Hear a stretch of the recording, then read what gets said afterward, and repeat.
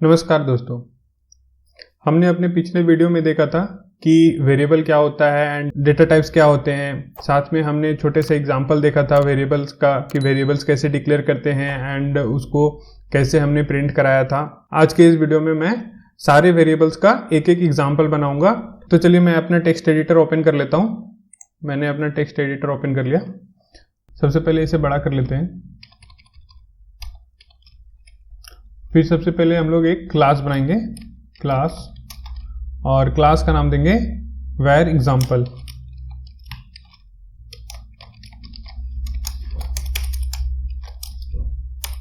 उसके बाद हम लोग मेन मेथड बना लेंगे, public static void main. Argument के अंदर स्ट्रिंग एरे दे देंगे।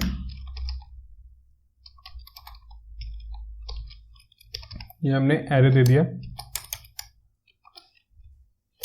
फिर हम सारे डेटा टाइप को देख लेते हैं। सबसे पहले हम इंटीजर्स के सारे डेटा टाइप देख लेंगे।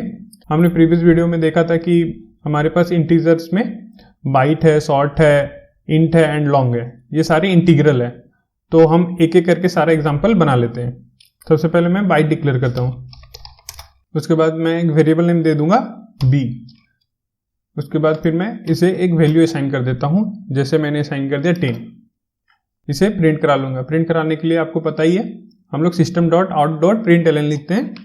तो system dot out dot println। उसके बाद मैं इस वेरिएबल को प्रिंट करा लेता हूं। फिर हम इसे सेव कर देंगे। वहां पे सेव करेंगे अपने डेस्कटॉप के YT फोल्डर में। इसे var example नाम से सेव कर लेंगे .java। मैंने इसे सेव कर लिया है। अब मैं अपना टर्मिनल ओपन कर लेता हूं और हम इसे भी थोड़ा बड़ा कर लेंगे। अब हम डेस्कटॉप में YT फोल्डर के अंदर चले जाते हैं। cd space desktop java YT and हम यहाँ पे ls करके देख लेते हैं। तो यहाँ पे मेरे पास var example.java करके है। तो हम सबसे पहले इसे कंपाइल कर लेंगे, java c। ये कंपाइल हो गया है। अब हम इसे रन कर लेते हैं। तो रन करने के लिए हमारे पास कमांड है java स्पेस और क्लास का नेम। ये हमारे पास 10 आ गया। अब यहाँ पे देखने वाली ये बात है कि अगर मैं बाइट में उसके रेंज से ज्यादा वैल्यू असाइन कर देता हूं तो क्या होगा। आपको पता है कि पॉजिटिव में हमारे पास 127 इसका हाईएस्ट रेंज है। तो मैंने 127 लिख के देखा, सेव किया, देन अगेन मैं कंपाइल करता हूं। यहाँ पे कंपाइल सक्सेसफुली हो गया और यहाँ पे रन सक्सेसफुली हो गया है 127। अगर हम इसके रेंज से बाहर चले जाते हैं, जैसे 128 दे दिया, तो ये पॉजिटिव में इसके रेंज से बाहर चला गया। तो अब ये हमें कुछ एरर देगा at a time of compile.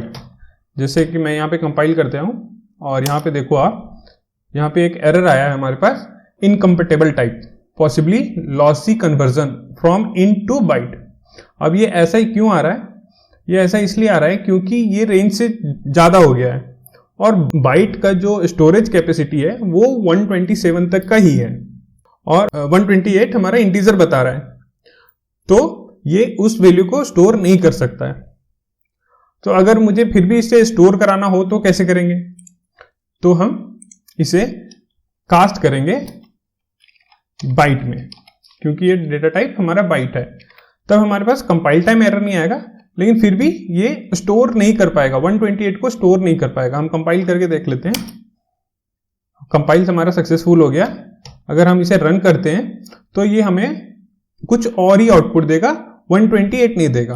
आप देखो यहाँ पे आउटपुट आया हमारे पास -128। अब ये -128 क्यों आया? क्योंकि आप समझो कि बाइट का जो रेंज होता है वो -128 से पॉजिटिव 127 तक का है। तो जब हमने 128 दिया तो वो -128 को रिफ्लेक्ट कर रहा है। उसी तरह अगर मैं 129 दूंगा तो ये -127 आ जाएगा। यानी कि जितनी वैल्यू हम राइट साइड में बढ़ाते जाएंगे वो हमें निगेटिव से पॉजिटिव की तरफ हमें वैल्यू देता रहेगा। जैसे मैं एक और एग्जांपल ले लेता हूं, जैसे हमने यहाँ पे 129 कर दिया और 129 करने के बाद हमने कंपाइल कर लिया, ये कंपाइल तो हो गया। अब हम इसका आउटपुट देखते हैं, तो ये क्या देगा -127, तो हमारे पास 127 आ गया। अब यहाँ पे देखने वाली ये बात है कि अगर हम इसे कास्ट नहीं करते हैं, ठीक है, यहाँ पे मैं बाइट को हटा देता हूं, तो यहाँ पे है 129 हमारे पास। तो अगर हम 129 ओनली लिखें तो ये इंटीजर को शो करता है। मीन्स कि अगर बाय डिफॉल्ट हम कोई भी नंबर लिखते हैं वो इंटीजर होता है, वो ना बाइट होता है, ना शॉर्ट होता है, ना लॉन्ग होता है, वो इंटीजर होता है, यानी INT होता है। उसी तरह हम शॉर्ट का एग्जांपल देख लेते हैं, एक ये बाइट का हो गया। उसी तरह हम शॉर्ट का भी एग्जांपल देख लेते हैं, शॉर्ट। उसके बाद फिर मैं एक वेरिएबल नेम दे देता हूं s, और जैसा कि हम जानते हैं शॉर्ट हमारे 2 बाइट का होता है, यानी 16 बिट का, तो इसका रेंज क्या होगा -2⁻15 टू +2⁻15 -1, ठीक है। तो ये इसका रेंज है। अगर मैं शॉर्ट के लिमिट तक का कोई भी वैल्यू यहां पे लिखता हूं, जैसे मैं लिखता हूं 2568, तो ये स्टोर कर लेगा।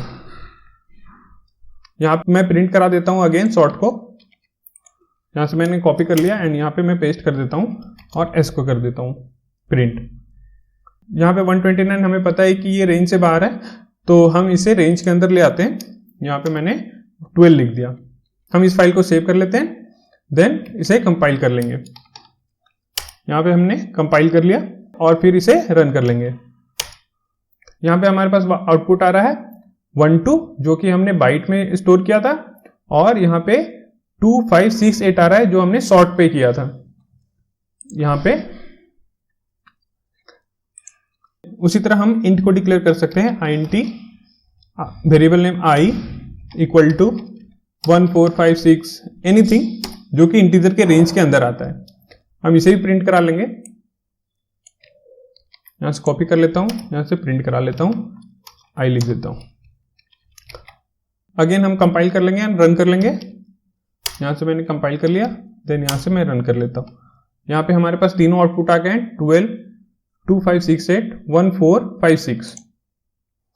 तो ये जितने भी हमने नंबर्स लिखे हैं वो सारे इंटीजर को रिप्रेजेंट कर रहे हैं, बट वो बाइट और शॉर्ट में स्टोर इसलिए हो गया क्योंकि वो इंटीजर इसके रेंज के अंदर है। अदरवाइज वो हमें कंपाइल टाइम पे एरर देगा। अगर कंपाइल टाइम पर एरर नहीं चाहिए हमें, तो उसे कास्ट करना पड़ेगा।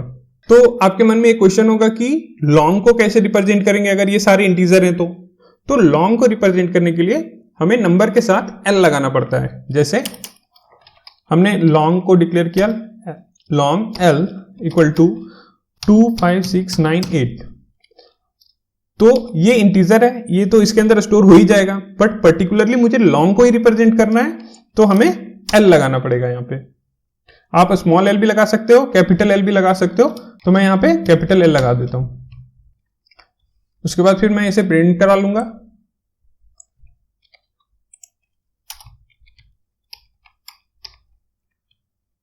सेव कर लेते हैं एंड कंपाइल एंड रन कर लेते हैं।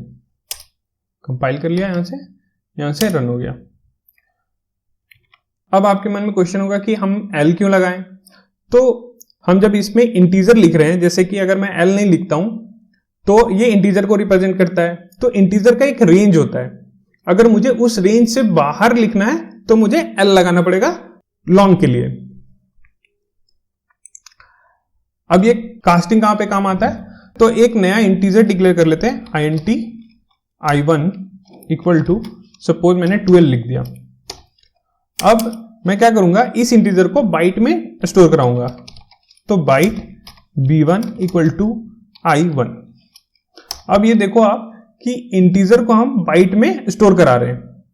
फिर हम लास्ट में यहां पे प्रिंट करा देते हैं, यहां पे प्रिंट करा देते हैं हम B1। अब क्या आउटपुट आएगा, ये कंपाइल होगा कि नहीं ये देख लेते हैं। तो सबसे पहले मैंने कंपाइल कर लिया। यहां पे देखो आप सेम एरर आ रहा है क्योंकि इंटीजर का साइज बड़ा है बाइट से, ये स्टोर नहीं होगा। ऑल्दो इसके अंदर जो वैल्यू है वो बाइट के रेंज के अंदर का है, बट जो स्टोरेज कैपेसिटी है वो इंटीजर का बड़ा है, इसलिए ये कन्वर्ट नहीं होगा। तो इसके लिए मैंने बताया था इसको कास्ट कर लेंगे, तो हम इसे कास्ट कर लेते हैं। इसे कास्ट कर लिया बाइट में।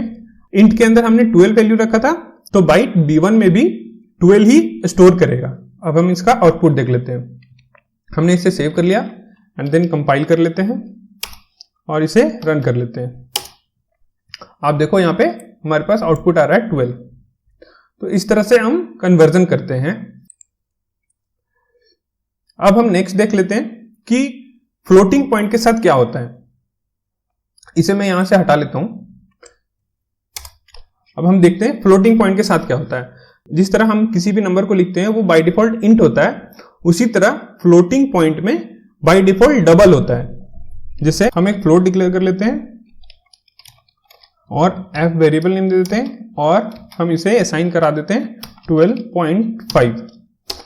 अब आप देखो कि यहां पे ये बाय डिफॉल्ट डबल है, तो हम इसे कंपाइल करेंगे तो ये हमें सेम एरर देगा कि डबल को आप फ्लोट में कन्वर्जन नहीं कर सकते हो। तो हम इसे प्रिंट करा के देख लेते हैं एक बार।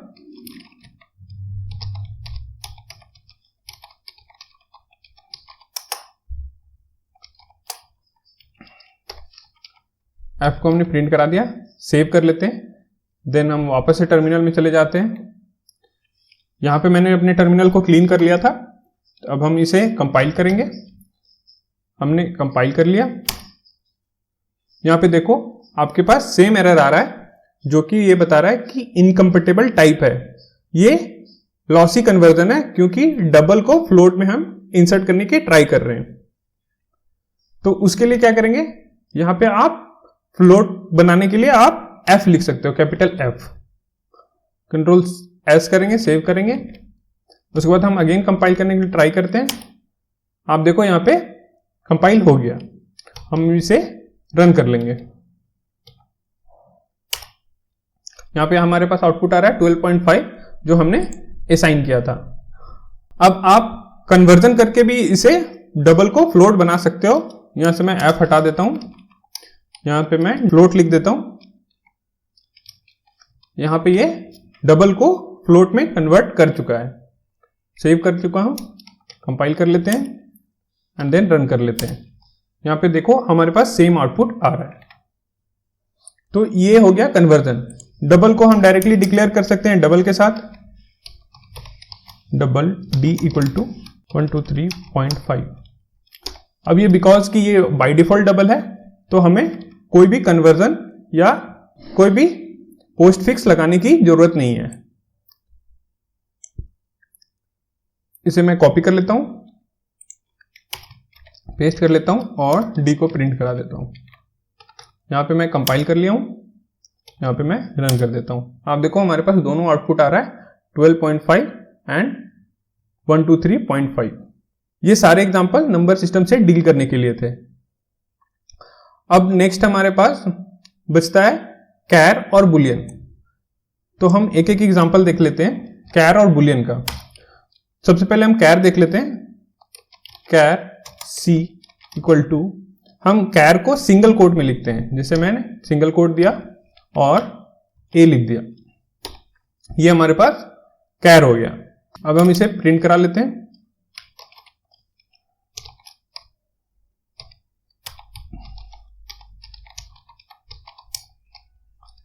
यहां पे मैं c को प्रिंट करा लेता हूं। यहां पे मैं कंपाइल कर लेता हूं, अगेन मैं रन कर लेता हूं। देखो आपके पास आउटपुट a आ गया। हम इसे डबल कोट में नहीं लिख सकते, इस तरह नहीं लिख सकते क्योंकि ये डबल कोट स्ट्रिंग लिटरल्स को बताता है। तो जब भी हम कैर को डिक्लेयर करके इनिशियलाइज करेंगे तो हम सिंगल कोट में ही करेंगे।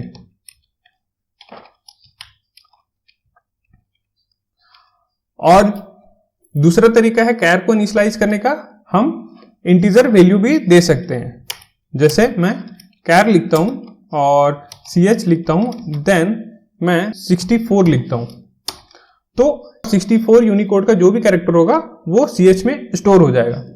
अब मैं इसे प्रिंट करा के अगेन देख लेता हूं, कंट्रोल C एंड पेस्ट। यहां पे मैंने प्रिंट करा लिया। अब हम देखते हैं 64 का एक्चुअली कैरेक्टर में क्या वैल्यू है। यहाँ पे मैं कंपाइल कर लेता हूँ, यहाँ पे मैं रन कर लेता हूँ। आप देखो 64 यूनिकोड का वैल्यू है कैरेक्टर में @ यहाँ पे @ प्रिंट होके आ रहा है। तो इस तरह हम यूनिकोड भी डिफाइन कर सकते हैं। अब हम देखेंगे कि बुलियन को कैसे डिक्लेयर और इनिशियलाइज करते हैं। इसे मैं हटा लेता हूं। बुलियन b इक्वल टू, यहां पे हमारे पास सिर्फ दो ही ऑप्शन है, या तो ट्रू या तो फॉल्स। तो मैं ट्रू लिख लेता हूं। यहां पे मैंने सेव कर दिया और इसे प्रिंट करा दिया।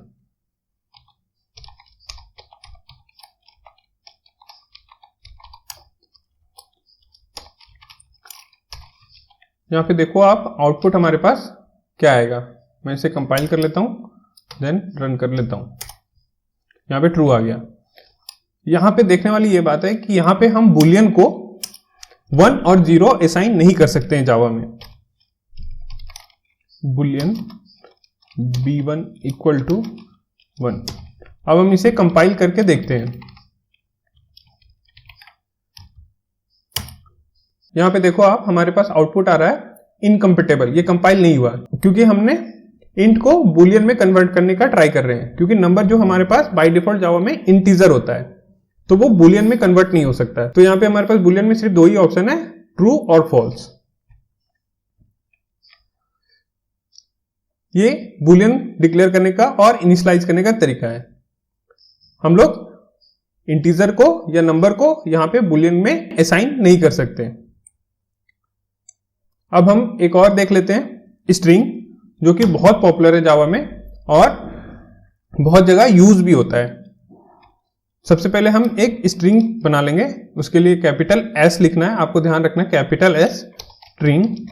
ये स्ट्रिंग क्लास है, ठीक है, ये प्रिमिटिव डेटा टाइप नहीं है। ये स्ट्रिंग एक क्लास है जो जावा में स्ट्रिंग को हैंडल करने के लिए बाय डिफॉल्ट दिया हुआ है। अब स्ट्रिंग का मतलब क्या होता है? स्ट्रिंग का मतलब होता है सीक्वेंस ऑफ कैरेक्टर्स। अब हम एक वेरिएबल डिक्लेयर कर लेते हैं, string s equal to something, जैसे मैंने यहां पे लिख दिया राना लर्निंग। अब हम इसे प्रिंट करा लेते हैं।